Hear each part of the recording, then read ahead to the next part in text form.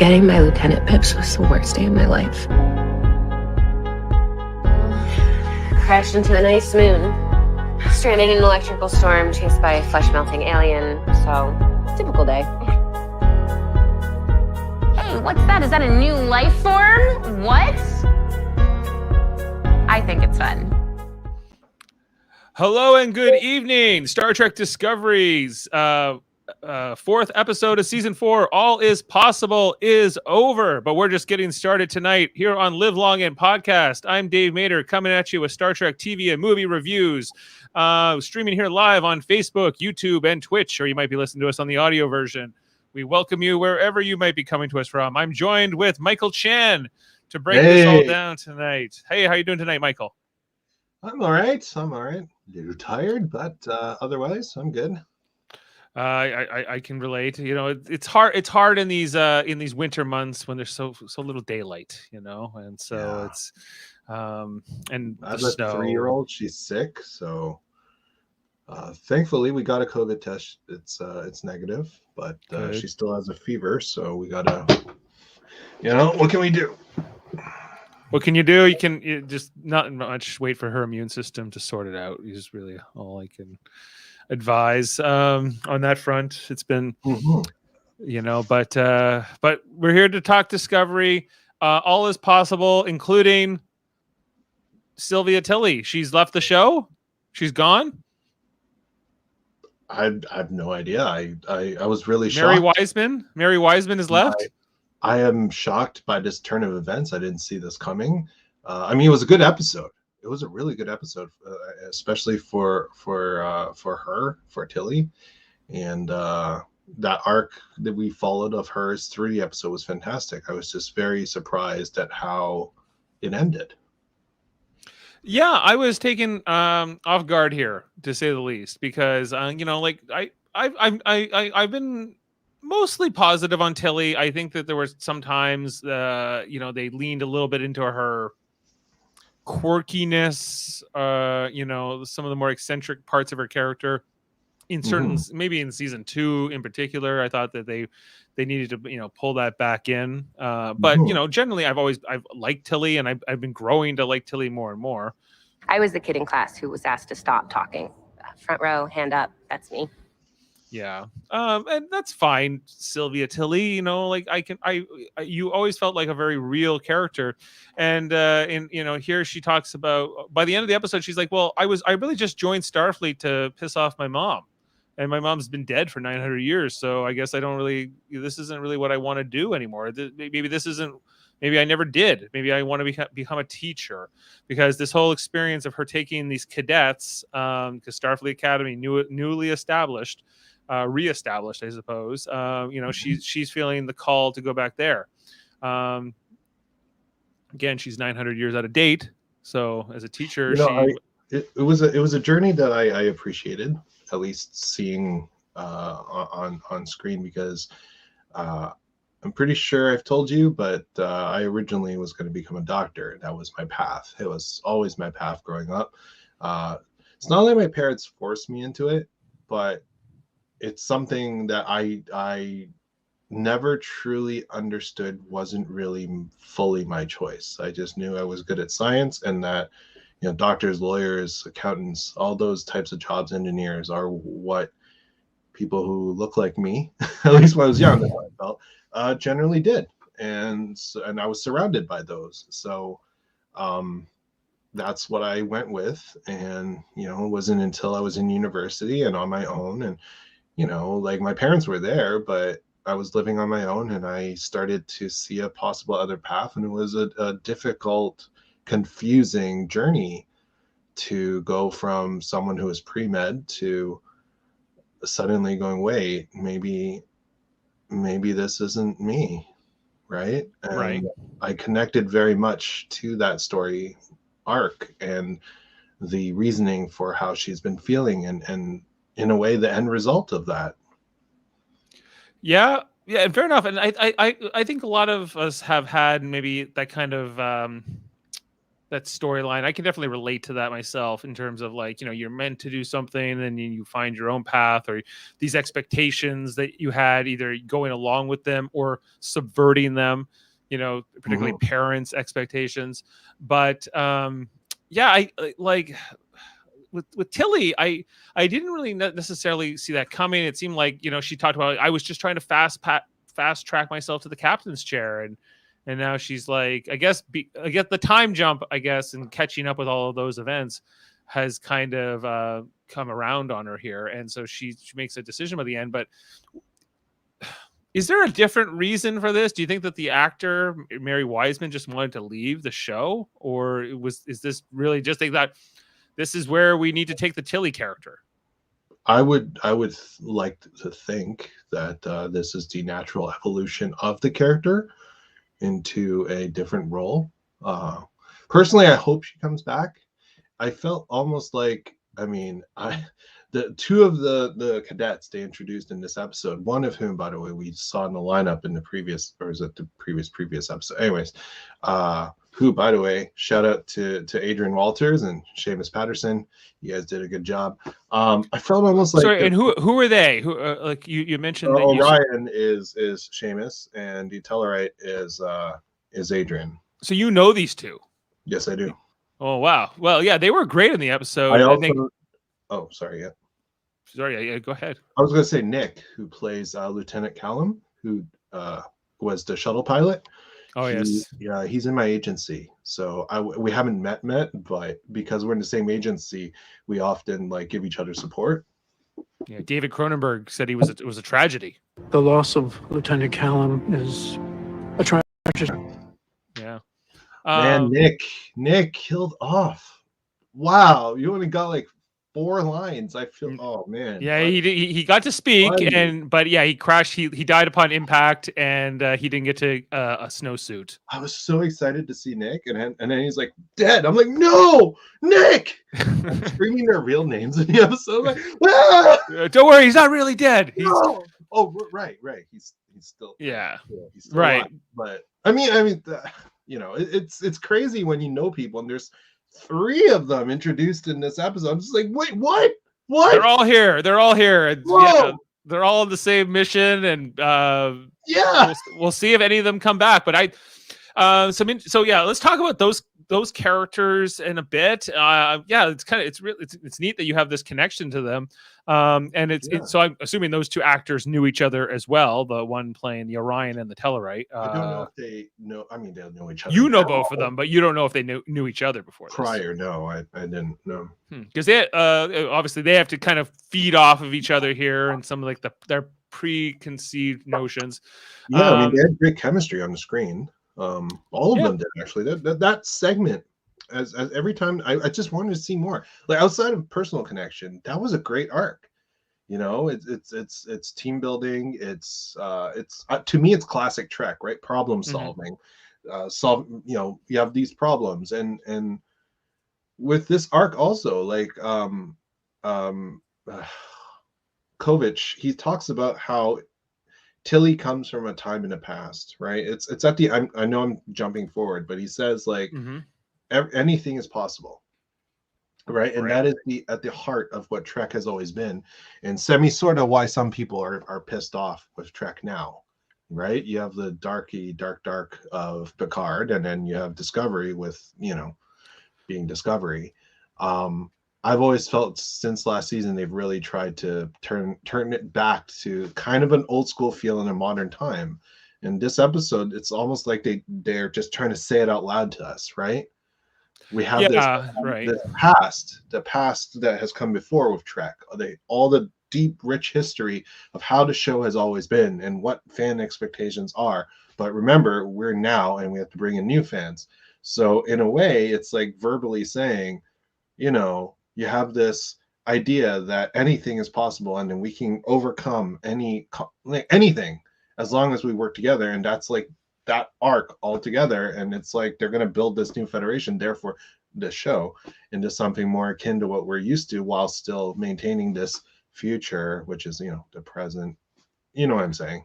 I do. Yeah. Like what's I'm trying to like think of the metaphor in terms of like the show tonally has shifted since its early Yeah. seasons, right? In the early seasons, it was trying to go for grittier, more like violent, perhaps a little bit more shocking, as was Picard. And then there was a bit of a shift, starting with Discovery season 3 and some other things that came out around that time that were a Yeah. little bit more optimistic. Yes, and the return of Kovic, David Cronenberg here, Yeah. the actor. You know, David Cronenberg, the actor known for his Star Trek roles. Yeah, and the quote he had here was, "It was the way you carried yourself," because he said nobody trusted them when they first arrived. It was the way you carried yourselves, like you grew up in a world that believes anything is possible. Right, and like that, and hence the name of the episode, "All is Possible." Tilly believed everything. She kind of convinced Burnham that everything was possible, and that kind of unbridled enthusiasm and optimism that really does, I think, need always be in Star Trek, even when they're dealing even with the most gravest of situations, even when it seems like there's no hope. When the Borg are on your doorstep and they're about to assimilate everybody, you know, you still gotta look on the speech that Whoopi Goldberg has in Best of Both Worlds. She's like, you know, you will prevail even if it takes a millennia. You will prevail, and I think that there's a lot of connections there to what I was seeing tonight. You know, that sometimes positive attitude can be all the difference. I think also that trying to correct from your mistakes, trying to learn from your past mistakes, and look forward, because there's kind of Tilly is the big kind of headline, and it's definitely a focused episode on Tilly and this training exercise and this group of cadets along with Adira that go on this mission. But then there's two other storylines. We also have the storyline with Michael Burnham and Saru, and they're kind of more present for these negotiations where Navarre, formerly known as Vulcan, the planet Vulcan, which is has been, I guess, negotiating to rejoin the Federation probably since season 3. You know, so pretty fast, because that's how the episode begins. Like Discovery's just kind of like hanging out at Navarre, and they're kind of just up in orbit, and people mostly it's kind of there's some downtime right now.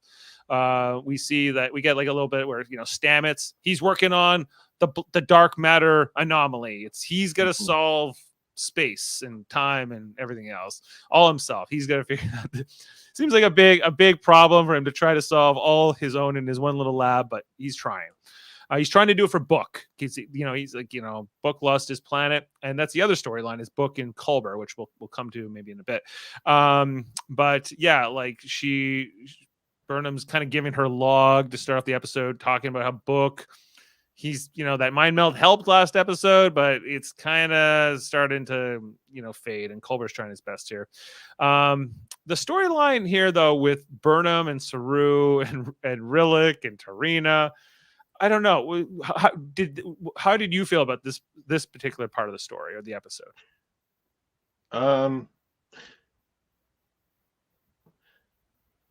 It's not the strongest, but it's still necessary, I felt. And what that necessity? What is it? Just I just think it's since Navarre was no longer part of the Federation, I think it was necessary to see the process by which they come back, which will in turn lead to a stronger Federation and a more positive, hopefully positive outlook for the future of the Federation and for the series. Yeah, okay, and fair enough. And I want to see Navarre. I never wanted to see them not, or Vulcan, the planet Vulcan, not in the Federation. Now the planet Navarre in this time period, and them rejoining the Federation and all that. That's all good. I guess the part of this episode that I was sort of left unsettled with is that it feels so fast. Because I see what you mean. It's just like, okay, like when Discovery shows up, Navarre has been out of the Federation for some time. And then it was like, well, Michael Burnham coming back into the fold seems to I don't know, some of the words she says in season 3 at like that trial or whatever she's at. I'm trying to remember all the circumstances of that, but there's that whole episode. I think it's in Unification 3 was the name of the Yeah. episode, and there's likely this movement to rejoin the Federation, but it felt because I think about when like Bajor was trying to join the Federation, Deep Space Nine, and it was this process that went over years. And they even there was an episode where like Shakar talks about like, I'm trying to get us like in a little faster. And they told me that it has to go super slow and there's methodical to it. So this seemed like kind of fast. It seemed like a little bit jammed in, and I think in particular that like you know, this whole thing where they're like, okay, we're coming to the close of our negotiations, but you know, and then the Vulcans / Romulans here, they throw in a kind of a poison pill clause at the 11th hour. They're like, well, but we're going to need an exit clause that says we can leave the Federation whenever we want. Yeah, but typically that's, I don't know. I that wasn't an issue for me. That was, to me, actually typical Trek, actually typical television. Anytime you have a negotiation, you're going to have something go wrong. This is a pretty big one, though. This was like a big. This was like I wouldn't leave this for like the final day of negotiations. This seemed like something you would lead with. That's all. Like that's my nitpick on this is that, and then the way they solve this little crisis is that, well, Burnham's a citizen of both, so therefore she's uniquely poised to negotiate a compromise here. And it feels a little too easy. It feels a little too neat. Maybe it's just television. Maybe the writers aren't interested in dragging it out, I guess, over multiple episodes. I certainly didn't want it to drag out. How about that?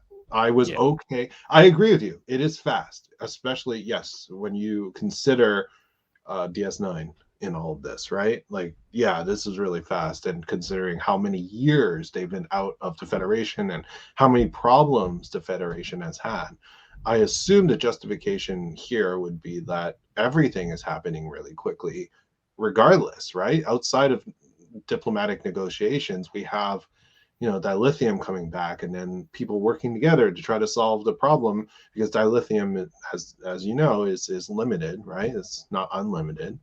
So they have this, and then now you have this anomaly.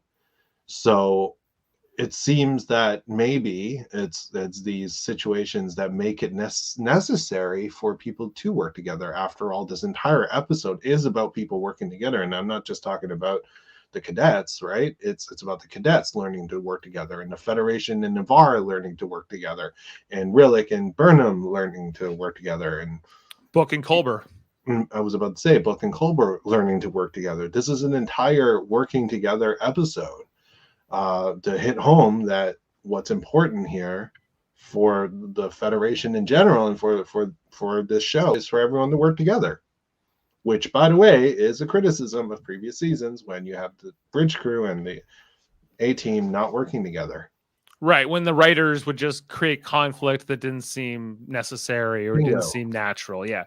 So I don't know. Like, when I think back to other iterations of Star Trek, I remember, like there was like that whole era in Deep Space Nine where they were on the outs with the Klingons, where they left the Khitomer Accords, and the Klingons were the bad guys for about a season, and then they unite to fight the Dominion, and it's all forgotten about. So it's kind of it's not unprecedented to kind of see something like this, although it is also, sorry. Well, it just seems like, let's just get this out of the way. This is just like something we need to do. And I've been actually thinking a lot about Discovery's speed, because that was one of the things we talked about last season, right? Where they're unafraid to resolve situations quickly, where they don't want anything really to drag out. And but big things like wars and negotiations and like major these are big things, but they kind of they try to like wrap them up very quickly and kind of. I was going to point out that unlike in the past where you had 23 to 24 episodes per season to deal with all this, we only have 12 to 13. It's a half of season. So I would think that part of the issue we're facing today is that we have shorter seasons. Because if this was a traditional Star Trek season, right, back in the late 90s, let's say, we would have 24 episodes, and this negotiation might have been, not a to be continued, but something that went on for maybe half the season in the back. Right. But now they can't because they have so many other things. We don't know what Well, they yeah, are. like the shorter season is that's their choice. Like they choose to make the show at a 13. Do, but how many other shows nowadays have a 24 almost nothing. There's almost no shows anymore that do it. And exactly. I think there's give and take to that. I think that like the modern TV is like a shorter season, something like 10 to 12 episodes. Is that stronger? I think overall, yes. I think in a lot of storytelling, it's stronger. I think sometimes in science fiction, I like a longer season that's maybe got a little bit more boringness to it, a little bit more like just whatever.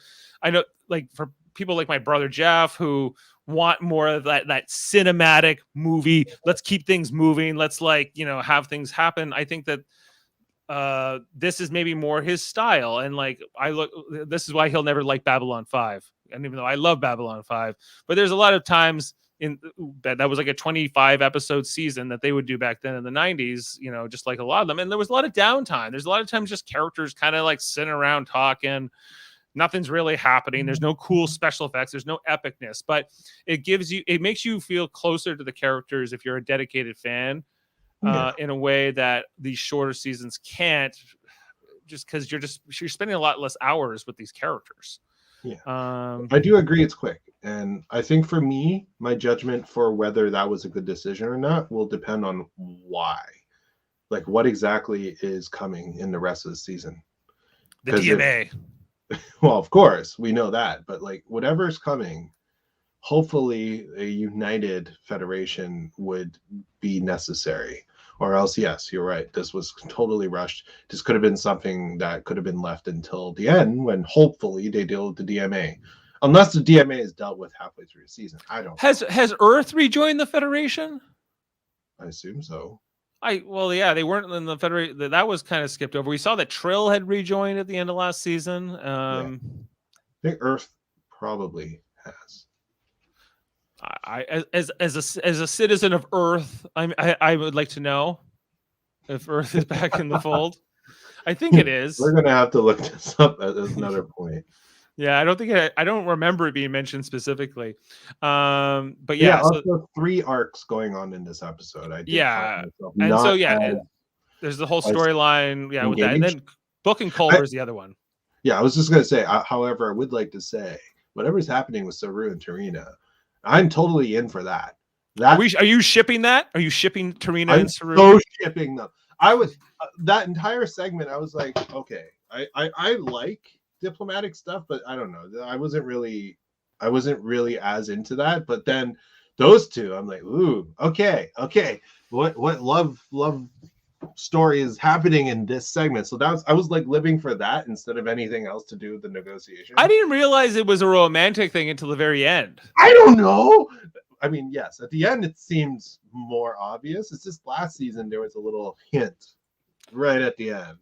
I did not see this coming. The fact that she sends him the tea earlier on in the episode because he's like, okay, we've been asked to go to this conference because Admiral Vance has a tapeworm or something, and he's we got to let it gestate before. So we've been assigned, and we're supposed to just go there and look pretty, or what? I think, and they do. I love my uniforms, Michael, and how can I not? I gotta say, when the tea showed up. Oh, yeah, he gets that tea. Throwback, by the way. These 2 outfits, I love them. Yeah, I love the dress uniforms, the captain dress uniforms. It's honestly a good throwback to the Kirk era ones. Like with that Mandarin collar, is that where you're the white collar and the red. Yeah, it's just beautiful. These are beautiful. Costume design is top notch on this show. And really well, It appears you have a fan, Saru. Yes, Saru. Yeah, and she happens to be the head of state of Navarre. I was going to say, I feel like a little schoolgirl watching a Victorian love drama thing when the tea showed up. I was like, ooh. That got me excited. I was like, oh, you slice. Slice. Yeah, she likes that tall drink of water there. Oh, So man. it was, No, the tea was just damn. Oh, yeah, like I didn't see this coming. I didn't see them being like a thing at all. But I really did like their little scene together. I thought like where they're doing like the whole hand holding and yeah. just gonna bring that up there quickly. Just so, like they're like where he's like, trust is a journey and we need to find it. And thank you for So the Trust question is a journey. right through. if they decide to have children, is this going to be some kind of Shape of Water thing? Yeah, he's Like, from that seriously, movie. are their species compatible? Well, it could, We might find out next season. he's more compatible with her than he would be with like a Baul or whatever that those weird squid aliens that live on his planet are. The ones that were eating him for some time and his people. Yeah, but we're just looking for a good image of it here. Do we have it?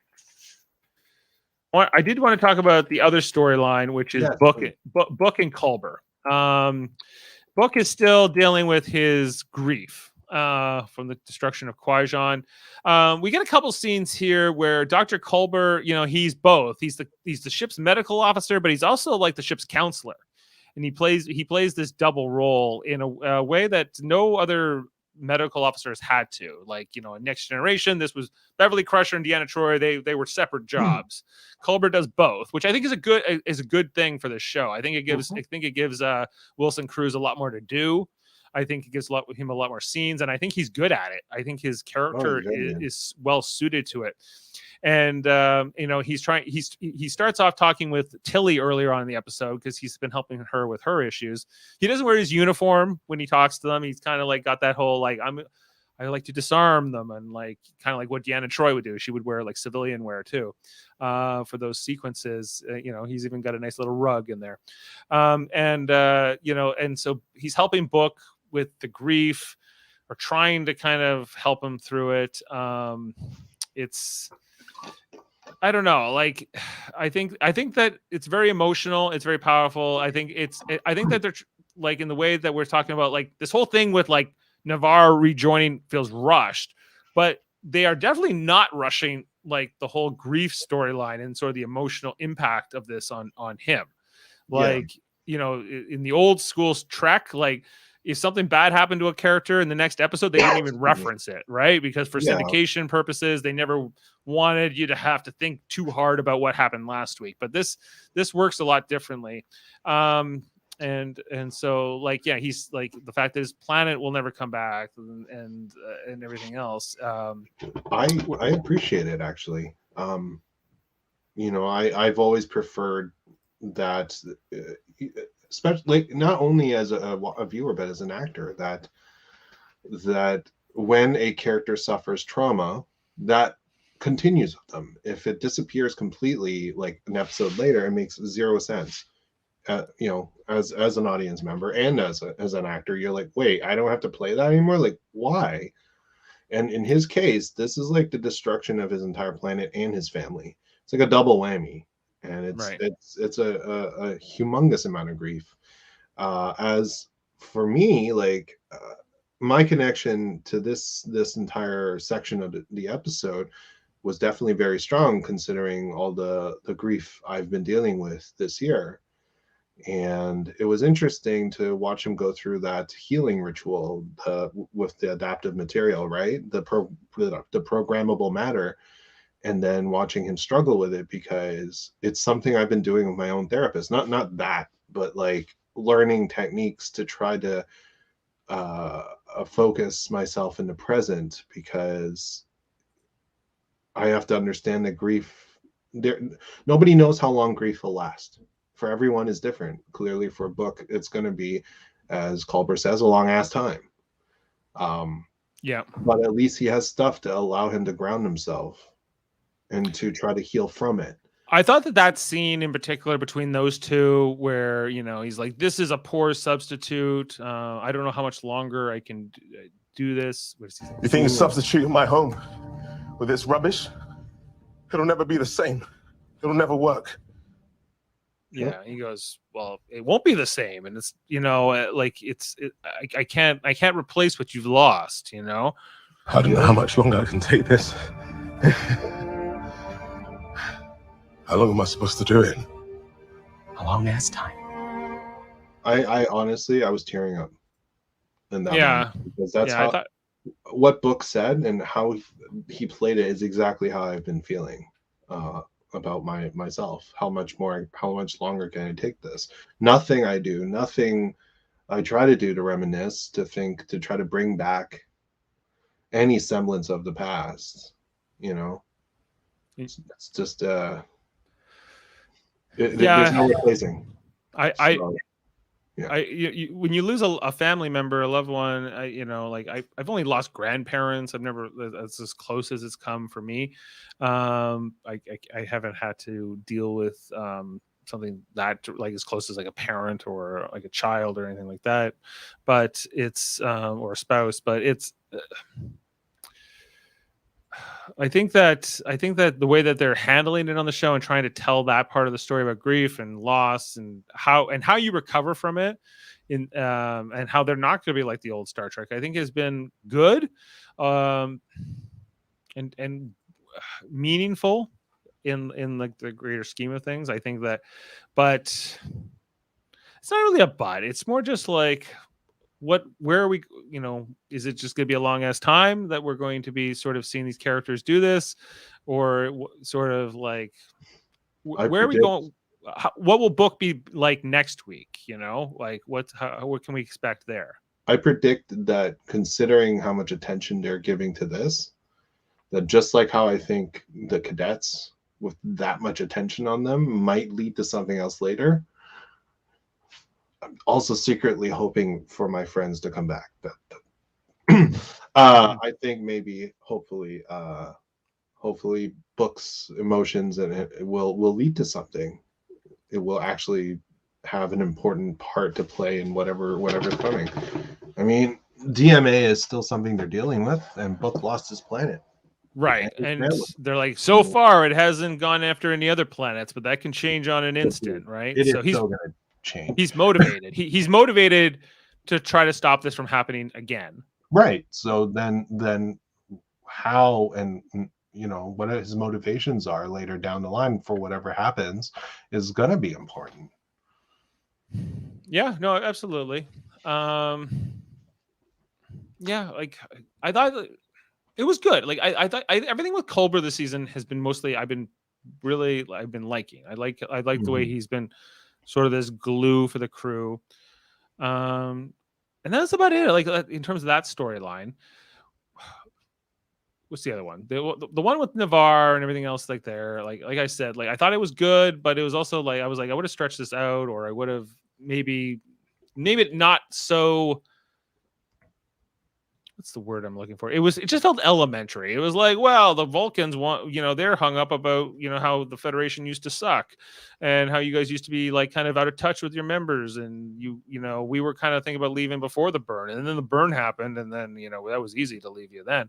And now we're kind of afraid, and what I did like about that storyline and what was kind of said was about how politics is about votes and about appeasing coalitions and groups of people, and how that Tarina and President Rillick in these negotiations, both, despite wanting to find compromises, despite wanting to do better and not have to deal with this, like knowing it's not really just up to them. They're not dictators. They're really just leaders of coalitions of voters. And so like, well, Tarina might not be a hardline Vulcan purist, as she mentions here. She's like, I need them in order to maintain control, right? And we see this in our own politics, right? We do. Now thinking about the episode, I actually don't think the leaving to the last minute is actually that bad of a strategy in terms of having that amendment, because if you really think about it, maybe the logic in it for Navarre is that, well, if the Federation truly does want to work with us, then let's see how they handle if we actually come up with an ejection at the end. Mind you, Tarina, as we learned at the end of the episode, did actually give a warning. She's the one who tipped them off. She tipped off Right. Grillick, you know, but it was kind of confidential. Even though they're going to be on these two different sides of the negotiation table, and the way what they say publicly is not necessarily always what they truly think in their own private meetings.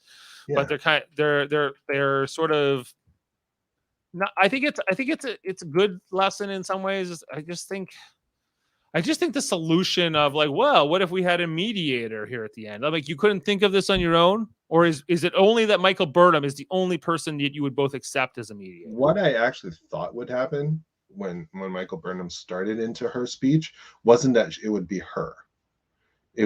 I just thought she would be a part of it, and then this would span out into like 2 episodes later or something, when we learn that whatever counts, like a group of people that she brought together that have no allegiance to either side or whatever, decided on a compromise that both sides could be okay with. You know what I mean? Right. That's what I actually thought would happen once that started. I wasn't expecting it to resolve this episode, which is the thing you are actually right about.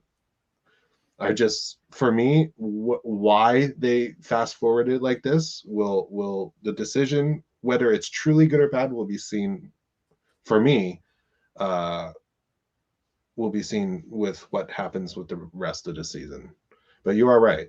I would, if I was writing this, I would have left it maybe 2 episodes later. It doesn't even have to be a giant scene. It could just be like, this happened. Yeah, well, like it was almost like the Vulcans. I almost felt like the Vulcans were trying to sabotage it. Like, you know, it was like a poison pill clause. They knew that the Federation couldn't agree to it, right? Because they're like, if we let you do this, then any member world will just say, okay, we're out the second it's inconvenient, right? And like, we can't really, any member world can leave. It's kind of like Brexit, you know, like Britain left the European Union, but they didn't do it overnight. There's like kind of a withdrawal period you have to go through in order to leave the group, and so that's Navarre had already left once. Look, this is essentially Navarre going, I want a prenup. I want a prenup. That's basically what this is, right? If you really think about it, in a marriage, you can always get divorced. Yeah, and they're like, well, you guys can leave. It's just you want the ability to leave like on a dime. You know, yeah, right. That's where's the logic in that? This is the prenup amendment. So I know, I see what they're doing. I just think that maybe not. I'm trying to logic this out in my head. I just think maybe it's smarter than we think it is, only because they want to see what the reaction is.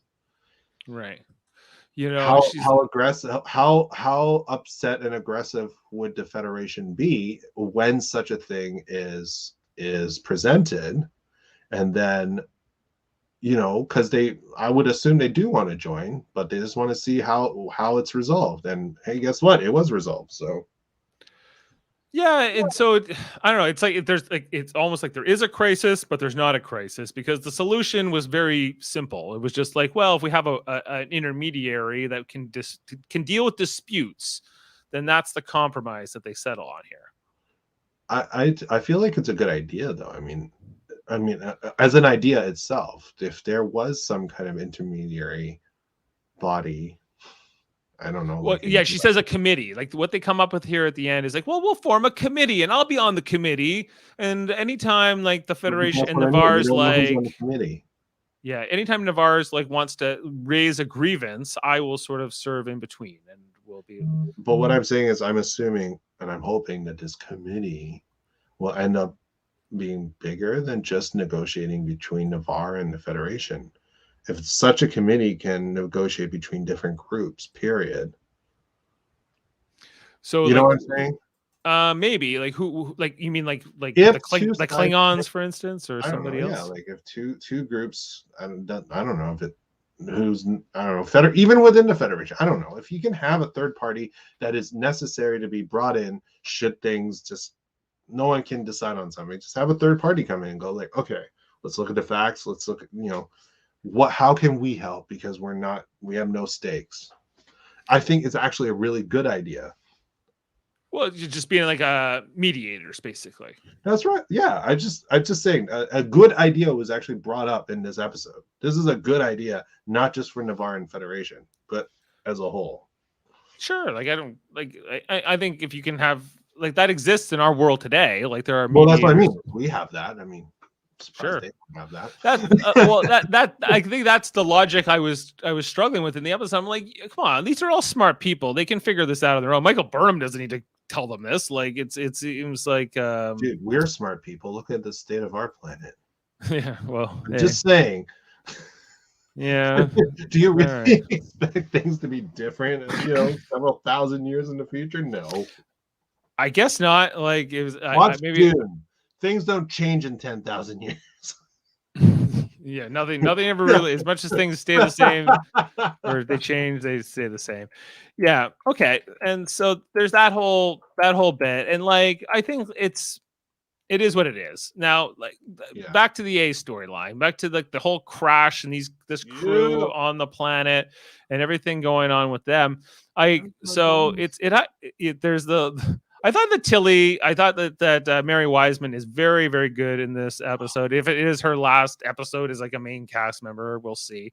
If she's out there and like, well, hey, let's like do introductions, everybody on the shuttle. Hey, what's that? Is that a new life form? What? That was so good. The whole thing was so good. That entire segment. That's all I live for. This everything with her was so funny. She nailed all her dialogue. Hello, I am Lieutenant Sylvia Tilly. And then like after they crash and she finds out that Lieutenant your friend there that he had died he's from the same agency, and she's like, well, I know you weren't into the introductions. Okay, you know what? I know you guys weren't into the whole introductions thing before, but we are doing it now while we work. Got it? Right. And she's like, so she gets them all to kind of talk because they're all kind of quiet here. And I thought I think that the burn and the fact that these are like kids who grew up in the burn is kind of maybe a parallel to kids growing up in the pandemic. Right. Yeah, I see what you mean. Yes. What Kovic says, like they're isolated. They're not used to people they don't know, or especially species they've never met before. And like they're not very social with each other. It's kind of like what I see, with my own son and different like the Gen Z, if you will, or Gen Z, if you use the American moniker. That they're kind of a little bit more introverted, many of them, right, into a post-pandemic, post-burn. And we see here the Tellarite character, the Tellarite cadet. He's prejudiced against the Orion cadet, whose names are all escaping me right now. So there's Gorev. Adrian is played by Adrian Walters. And then there's Haral. That's Seamus Patterson. And so because the Orions and the Andorians were the Emerald Chain, as established in season 3. They were kind of like not so nice. They were kind of like the mob, or they were kind of like the Orion Syndicate before them, doing bad things. But they have to leave the shuttle because there's bioluminescent jellyfish trying to kill them on board. And it's always like, you got to get to a ridge. You got to get up on a higher ridge somewhere, up on a peak.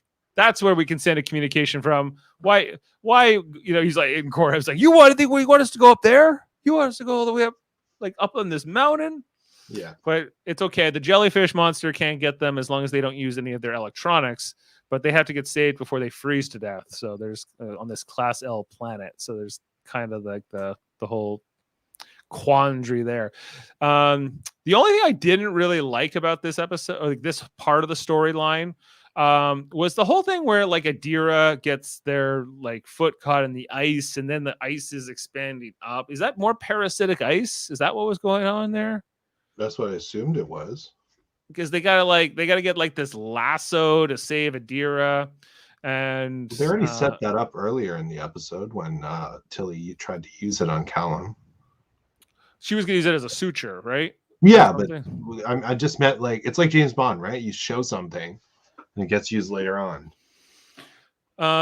Yes. Okay, that part was shown, but it was I don't know, like Adira's place, like especially with Tilly leaving at the end of the episode. I'm like, okay, now who is Adira without Tilly, because Tilly's been sort of this mentor for her to her, at least in this season.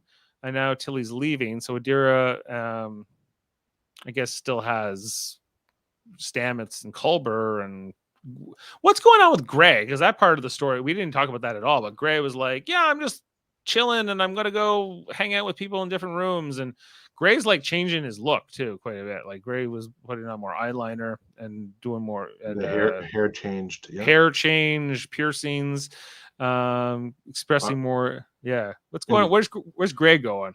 I mean, I was okay with it. I mean, he didn't play a big part, and yeah, he was just like, see you later, have fun on the mission. And then so like Adira, I like Adira. And we said like, well, we think Adira might be stronger without Gray there. So this is like one of the main examples. The first episode where Gray can't come along as her Jiminy Cricket, right? Yeah. Like, so Gray's left back on Discovery, and so she's on this mission with everybody else.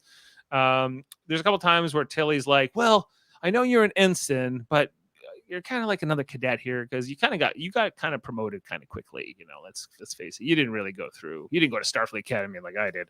So, maybe, even though you outrank these cadets, do you really, I mean, with Adira, at the end of the day, they definitely were very alone. Like, just like all the other cadets, right? Right. They aren't as integrated into a crew as everyone else.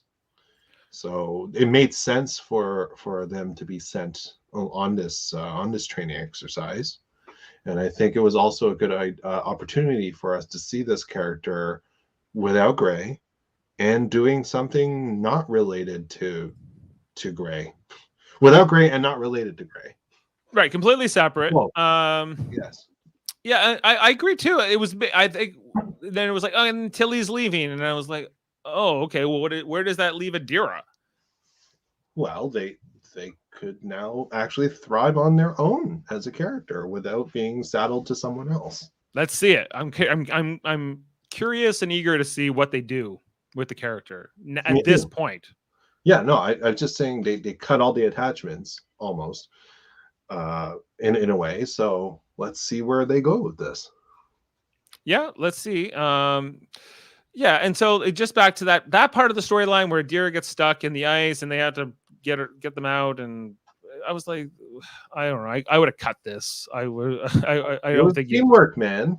Just like everything else. I don't think we need it. But they had the teamwork later on where they have to outsmart the jellyfish monsters or whatever with the, like one of us is going to run this way and one of us is going to shoot at it like this.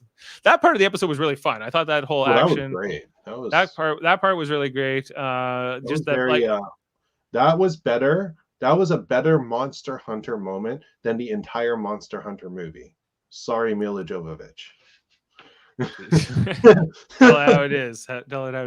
Yeah, like I thought that like sometimes it works and sometimes it doesn't. That was just the part where I was like, okay, like basically you just had to pull Adira out by like tug of war style. That was your team. It was teamwork, team building. That was the point of the mission. So it all worked out. And how Tilly resolves the conflict between the two cadets. She's just like, did you ever look up his file? Yeah, he's in Orion, but did you know his dad was like the leading activist against the Emerald Chain and their antics? And him and his dad were really good Orions, so maybe you should put your prejudice away. He's like, oh, sorry. And I'm a Tellarite, so I like to argue with everybody. But did that land well for you? Did you think that, or I think it was a good way to use two non-humans of different skin colors. Right. Try to say, maybe people should, actually get to know each other before passing judgment and then throwing, insults and at each other and making quick judgments. I mean, outside of those two, if you really think about what Sasha said in her introduction of her character, right? She's from essentially the equivalent of a small town on Earth, right? If you really think about the human cadet, her equivalent would be she would be an extremely small white town has never actually physically seen anybody of color. Yeah, she'd never seen a non-human before she joined Starfleet. No. And that's the equivalent there. They had this white woman play this role, and I thought it was funny that as soon as she said, "I've never seen a non-human before," immediately the camera goes to the black dude playing the Teleray. I died. I was like, oh, good camera work and editing there. But no, like all three of them make, it was just a really good little metaphor or what are parallel to our world, and it's a good message to send to us watching, because it is what we need to put it. I don't care that he's a good Orion. That's not really what matters. Is the fact that the Tellarite didn't really bother to even think about the other person. Even though he can look up his file anytime he wants. He just like, I hate all Orions. And like they talked about his grandmother starving to death because the Emerald Chain had done these things or whatever. And like his family had been through a lot of hardship, but that wasn't what's his name? Haral's fault. Yeah, the Orion. Like he didn't do those things. But they come together and they'll be best of friends before you know it, as it always goes. We'll see. I want to see them come back. Do you think we'll see these three characters again, these three cadets along with Tilly? I really want to see more. Yeah, because I assume we'll see Tilly again. I don't want this to be the end. She says, well, you'll see me around Federation headquarters, and they seem to go there a lot. I mean I hope if we see Vance, who knows? Maybe we'll see Tilly around with teaching. Yeah, maybe we're like, hey, Vance. Oh, there's Tilly. She's going to her next class. Yeah. This is so fucking cool. Recurring characters, guys. Recurring characters. Yeah, exactly. I'm excited. Yeah, like I'm kind of like thinking like if Tilly is really leaving and or becoming a recurring character, like is that to leave room for someone else to take up a bigger role in the show? Maybe Adira, I guess. I'm not sure. I think plot wise we've covered it all, haven't we? We have, yes. So yeah, the ending is like they solve this problem. Rillick hands Tarina a Federation flag. That's how you're back in the Federation. They talk about the whole Javini thing from last episode. The fact that they were that she's after she finishes her penance up at the monastery, then your mother's taking her to go on this mission, and she'll eventually go on an apology tour to like the family of the fallen Starfleet officer. There will be justice. So like all of those concerns and all of that pragmatic approach that the president had talked about last episode, it seems like it was completely worth it. And all of those concerns were sort of not necessary that we were left with last week. I'm glad for that. I'm glad they remembered that, to keep just a little snippet of that in to resolve that. If you were watching these episodes back to back, it would be impossible to forget about it. But yeah, I know. But I'm just saying, it's nice that the writers thought to actually give a resolution to that. Just a little tiny thing. You know what I'm saying? That Burnham is worried, and hey, look, it's resolved. Ish. Yeah. On board Discovery, Booker continues to work with Culber. He has a lot of work, and Culber replies that once the Mandela is finished, it can just be wiped away. And if he has things that need to be wiped away, Culber replies that he does.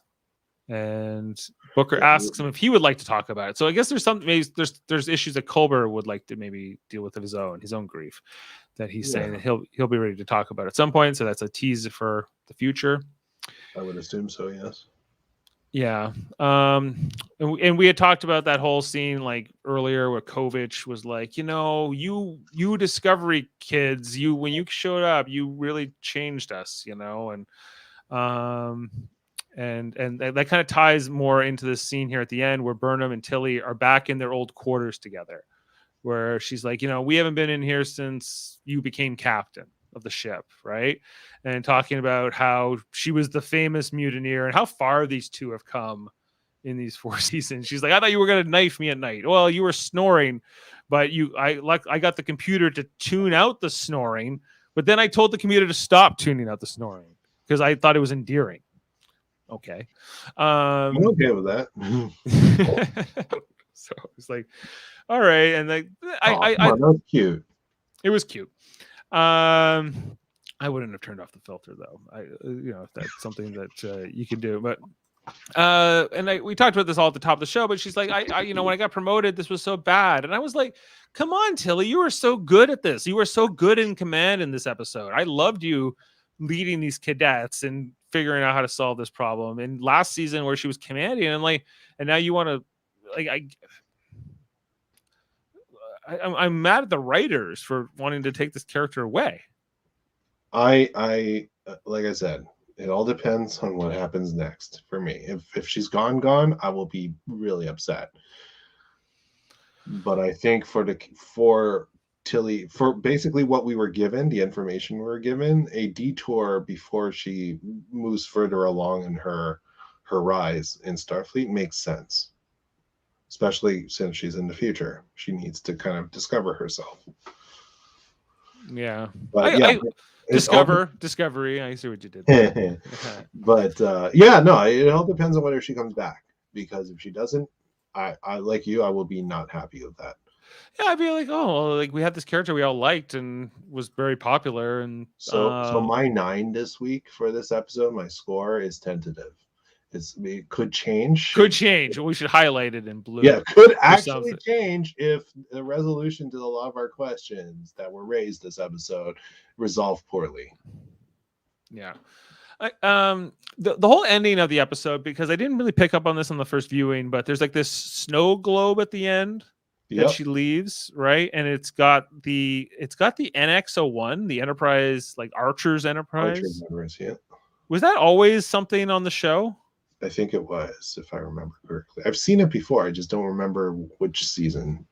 But the words "all is possible," which is the name of the episode. Yeah, and isn't it that was added to it right at the end? Yeah, I think that was added. That's right before we see Tilly's shuttle warp off. But yeah, like that's the original NX-01 from like the 2150s, which would be 1,000 years ago for them.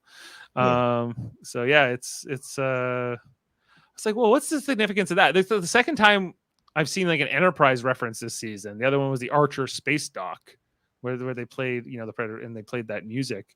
Yeah. Right. Now I have to play it because how often do I get a chance to play that clip? Fetty, EFG. There it is. Archer space dock.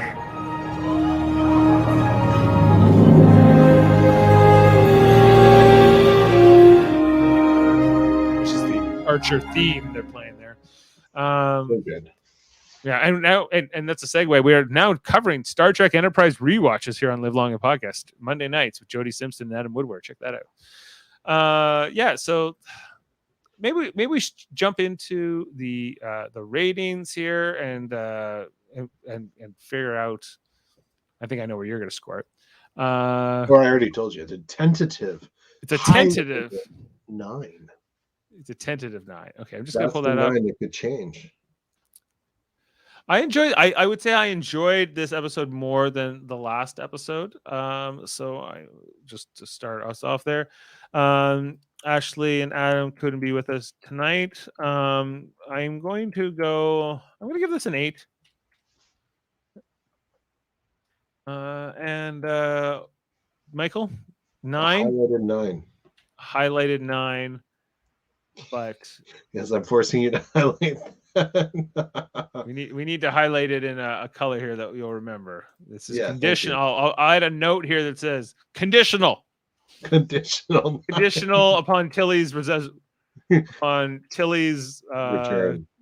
or not. Yeah. Okay. So that's in there. So just for us, it's going to average out at an 8.5 because that's right in between us here tonight. Yeah. Now, earlier today, I checked the IMDb. We always know that the IMDb scores are never that good for this show, but has it gone up? It has. It's now a 4.2. So I'm going to upgrade it. Um, just looking at who this was about. So this had a different director than anything else this season, John Ottman. I don't think I've seen him direct anything before this. And the writing team was different as well. We had Alan McElroy and Eric J. Robbins, who I also, again, I guess Alan McElroy, we had him on a couple credits last season. But yeah, so different writers. I thought it was a good crew. And I'm going to say this was a Tilly story, but I guess it was also kind of a book story. It was also kind of a Burnham story.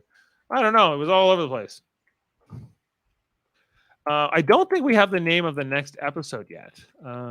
They've kept that confidential, but that will be airing next week. Episode 5 will be airing on December the 16th, the 47th episode overall. And we'll be back in a week's time to talk about that. So right now for season 3, we are averaging at about an 8.3 per episode. Pretty good. Yeah. Okay. So anything else you wanted to note about this before we close out the show? I'm good. Me too. It was a good one. I liked it. A lot going on. I'm curious to see what they do next. If it's going to be all about like the DMA next, or if it's going to be another kind of maybe a series of smaller stories and that they're going to weave together. Okay, so that's it for that. Just to plug everything else we have here on Live Long and Podcast. As I mentioned, we are now doing on Monday nights Star Trek Enterprise rewatches. That's right. And you can check that out. We just started this Monday. Jody Simpson, Adam Woodward, along with Kevin Millard and myself. We just talked about Broken Bow on Monday. We'll be talking about Fight or Flight, the third episode of Star Trek Enterprise from the first season this coming Monday. Also on Tuesday nights, we talk about Star Trek Deep Space Nine. We've been watching all those episodes for well over a year now. We're got a few episodes left in season 4. We're doing For the Cause next Tuesday night. Check that out. That's the one where Michael Eddington betrays them to the Maquis. My lucky loony. That's right. You're lucky loony. And then we've been covering Star Trek Discovery here on Thursdays, but also Star Trek Prodigy, which has been on hiatus until January, but I've been doing that with Jessica Chan and Davin Skellhorn. We've done the first 4 or 5 episodes of Star Trek Prodigy. You can check that out in our playlists wherever you absorb our content. Plus, we did Star Trek Lower Decks season 2 earlier this year. That came out. And we'll be looking ahead to Star Trek Picard in January, as that will be starting up. And Strange New Worlds, I think, is coming out next spring as well. So a lot of new Star Trek coming out. We'll be covering that all here on Live Long and Podcast. Plus, check out our other little production. We call it Star Trek Radio Theater, where we do script reads of the different episodes and shows and different things. And to wrap up our second season of Star Trek Radio Theater, we're going to be doing Star Trek First Contact. We like to do a movie to break it out. Michael, you're going to be the man of many voices in this. Why do you guys torture me? I'm like, because I'm just like, I know you have the capacity to do multiple voices more than maybe some of us do. So it's going to be really good. I'm Picard, you're Barclay and the EMH and a bunch of the Borg Collective and a whole bunch of other things. So there's a lot going on. What's one thing that's funny about this, Michael, is that you keep getting assimilated by multiple characters, or just the Borg keep coming into the fold here. So First Contact, the 25th anniversary of that movie that came out many years ago, beloved by the fan base, and it's a fun action movie, but a lot of great humor in it. And it ties right into Star Trek Enterprise. So check that out on, what are we doing that? December 19th, we'll be doing the live read, and then we'll edit that down into a more polished, finished version. And what else am I forgetting here? You can check out Davin Skellhorn's podcast. He's going to be joining us on that Star Trek Radio Theater. He's my second cousin. He's on the Star Trek Prodigy podcast. He's on the Star Trek Deep Space Nine podcast. He has his own Star Trek podcast called Locutors of Trek. You should check that out. There's the logo up there in the corner. He does different things, or they're trivia games. I did a Klingon challenge on his podcast on Sunday. I had to do all these I had to answer all these questions about the Geek Tall challenge, how to spell words in Klingon, all kinds of different fun things. He was in character as Gowron for the whole episode. It was really fun and funny. Check that out if you have not already. What else? Super Mater Brothers Podcasting, our channel where we talk about stuff that's not related to Star Trek. This Monday night, we're going to be talking about The Beatles Get Back Part 3. Jeff Mater has been leading that for the last couple of weeks. We've been talking about all of those installments, the new documentary from Peter Jackson that's out on Disney Plus. So we'll be wrapping that up on Monday night. Plus Survivor 41, if you like Survivor.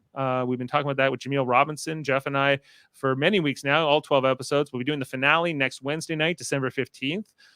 Presumably going on about 10:30. Plus, we've done Big Brother, both seasons, both Canadian American seasons this year, and Marvel podcasts, including we're going to be talking about Spider-Man No Way Home probably next Saturday after that movie releases, and Hawkeye, the new Disney Plus show that will is airing right now. We like to do that when that all wraps. So both of those podcasts coming this way this month, and Trivial Debates, our monthly show where we argue about movies, TV, sports, wild card questions, all kinds of different things in like a game show format. There's a host, there's 3 contestants, everyone argues it out, and we'll be doing that on December 27th with Max Duda hosting. So check out all of those great things here on our network.